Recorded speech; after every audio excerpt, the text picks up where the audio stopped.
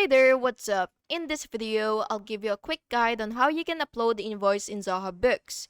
This is useful for keeping all your client invoices in one place and tracking payments efficiently. So the first thing that you will have to do once you've logged into your Zoho Books account is you will just have to go to the left panel of your screen and click sales. And once you're here, you will just have to click invoices and then click this plus button right here.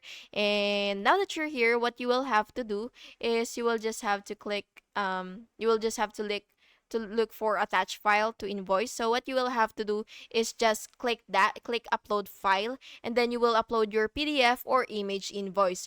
And then of course you will have to enter your invoice details such as the customer name, items, amount, due date, and tax. So yeah. And this is optional, but you could also give the customer provide a customer note. And yeah, that's basically just it, and I hope you found this video helpful. And yeah, thank you so much for watching and have a nice day.